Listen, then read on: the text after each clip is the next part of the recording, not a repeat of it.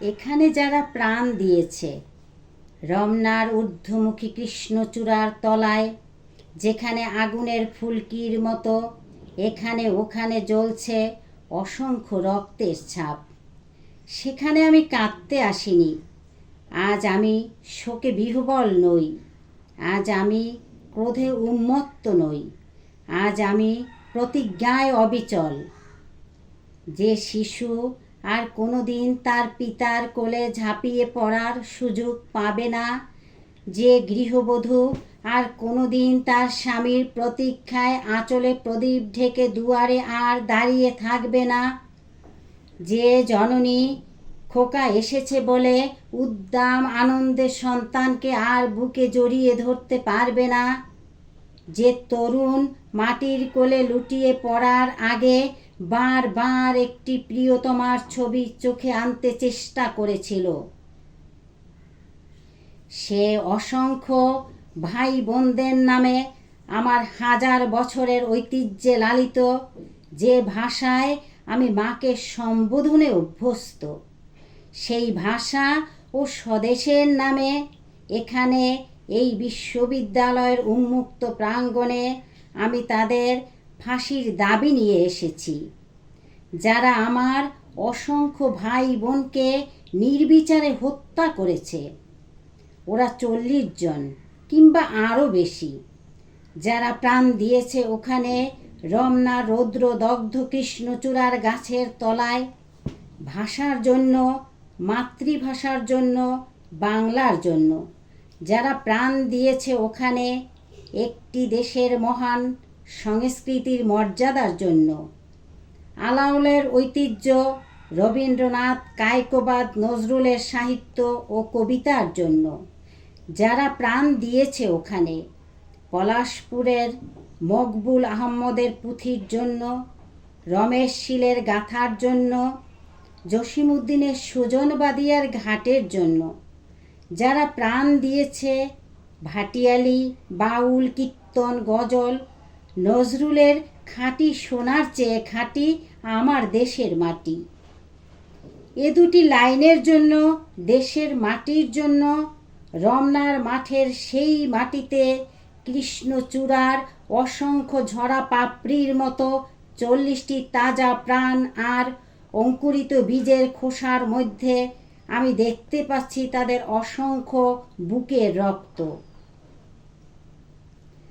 রামেশ্বর আব্দুস সালামের কচি বুকের রক্ত বিশ্ববিদ্যালয়ের সবচেয়ে সেরা কোনো ছেলের বুকের রক্ত। আমি দেখতে পাচ্ছি তাদের প্রতিটি রক্তকণা রমনা সবুজ ঘাসের উপর আগুনের মতো জ্বলছে, জ্বলছে আর জ্বলছে।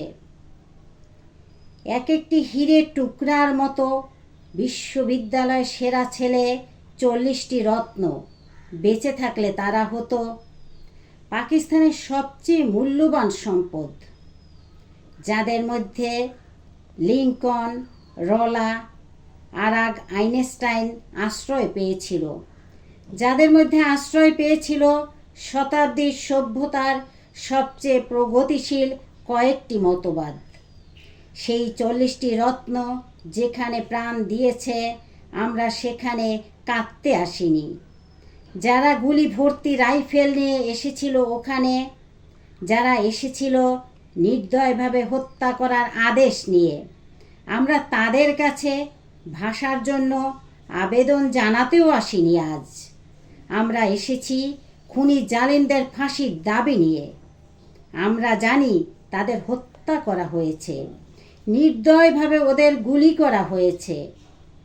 ওদের কারো নাম তোমারই মতো ওসমান, কারো বাবা তোমারই বাবার মতো, হয়তো কেরানি কিংবা পূর্ব বাংলার নিভৃত কোনো গায়ে কারো বাবা, মাটির বুক থেকে সোনা ফলায় হয়তো কারো বাবা কোনো সরকারি চাকুরে, তোমারই আমারই মতো,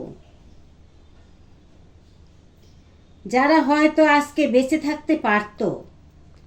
আমারই মতো তাদের কোনো একজনের হয়তো বিয়ের দিনটি পর্যন্ত ধার্য হয়ে গিয়েছিল।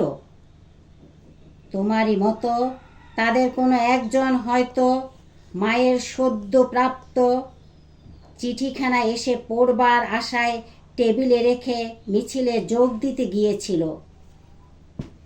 এমন এক একটি মূর্তিমান স্বপ্নকে বুকে চেপে জালিমের গুলিতে যারা প্রাণ দিল, সেই সব মৃত্যুর নামে আমি ফাঁসি দাবি করছি।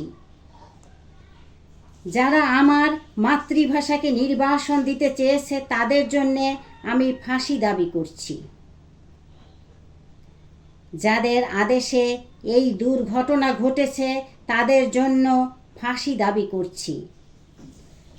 যারা এই মৃতদেহের উপর দিয়ে ক্ষমতার আসনে আরোহণ করেছে সেই বিশ্বাসঘাতকদের জন্য আমি ওদের বিচার দেখতে চাই, খোলা ময়দানে সেই নির্দিষ্ট জায়গাতে